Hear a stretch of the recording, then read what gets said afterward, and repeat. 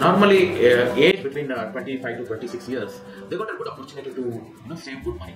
ಇವಾಗ IT industry ಮತ್ತು big industry ಬಂದಾದ್ಮೇಲೆ ಬಹಳಷ್ಟು ಯಂಗ್ಸ್ಟರ್ಸ್ಗಳು they are able to earn a good salary. But ಬಹಳಷ್ಟು ಯಂಗ್ಸ್ಟರ್ಸ್ಗೆ ಅರ್ನಿಂಗ್ ಜೊತೆನೆ they also ending up spending more money. So ಹಾಗಾಗಿ ಇವತ್ತಿನ ಒಂದು ಜನರೇಷನ್ಗೆ ಸೇವಿಂಗ್ಸ್ ಮಾಡೋದು ಬಹಳ ಇಂಪಾರ್ಟೆಂಟ್ ಆಗಿದೆ. ಬಟ್ ಬರೀ ಸೇವಿಂಗ್ಸ್ ಸಾಕಾಗುತ್ತಾ? Definitely savings is not enough. So saving ಜೊತೆ ಬೇಕಾಗುತ್ತೆ investment is most important.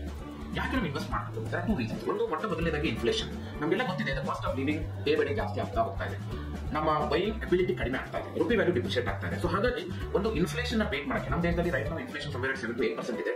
Inflation beet ಮಾಡಕ್ಕೆ ನಮಗೆ ಮೊದಲ ಇನ್ವೆಸ್ಟ್ಮೆಂಟ್ ನೆಸೆಸಿಟಿ ಇದೆ. ಎರಡನೇದು ಇನ್ವೆಸ್ಟ್ಮೆಂಟ್ ಯಾಕೆ ಮಾಡಬೇಕು? ಬಹಳ important the power of compounding. ನಮಗೆಲ್ಲ ಗೊತ್ತಿದೆ, ಐನ್ಸ್ಟೀನ್ ಹೇಳಿದ ಪ್ರಕಾರ power of compounding is 8 wonder of the world.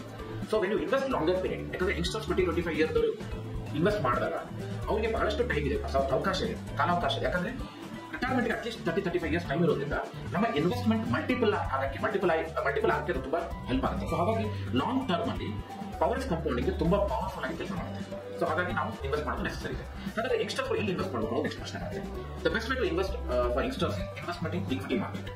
Because ಇವತ್ತು ನಮ್ಮಲ್ಲಿ ತುಂಬಾ ಕನ್ಸರ್ವೇಟಿವ್ ಇನ್ವೆಸ್ಟ್ಮೆಂಟ್ ಇದೆ. ಎಫ್ ಡಿ ಇರ್ಬೋದು ಅಥವಾ ಗೋಲ್ಡನ್ ಇನ್ವೆಸ್ಟ್ಮೆಂಟ್ ಆಗಿರ್ಬೋದು. ಕೆಲವರು ಅವರದೇ ಆದಂತಹ ಕೆಲವೊಂದು ಟ್ರೆಡಿಷನಲ್ ಇನ್ವೆಸ್ಟ್ಮೆಂಟ್ ಮಾಡ್ತಾ ಇರ್ತಾರೆ. But the best investment recommend ಮಾಡೋದು ಬಂದ್ಬಿಟ್ಟು investment in equity market.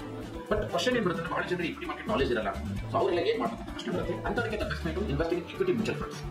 Equity mutual funds ಅಲ್ಲಿ ನಾವು ಒಂದು ಸಿಸ್ಟಮ್ಯಾಟಿಕ್ ಆಗಿ ಮಂತ್ಲಿ ಇನ್ವೆಸ್ಟ್ ಮಾಡ್ತಾ ಹೋದ್ರೆ maybe after 5 years, 10 years, 15, 20 years ಆದ್ಮೇಲೆ it will grow as A lump sum big money. So wealth creation the best way is investment in equity market. ಹಾಗಾಗಿ ಯಂಗ್ಸ್ಟರ್ಸ್ಗೆ recommend ಮಾಡುವಂಥದ್ದು ಒಂದು ಅರ್ಲಿ ಏಜ್ ಸೇವಿಂಗ್ಸ್ ಮಾಡಬೇಕಾಗಿರೋದು. ಎರಡನೇದು savings ನ investment ಮಾಡಬೇಕು.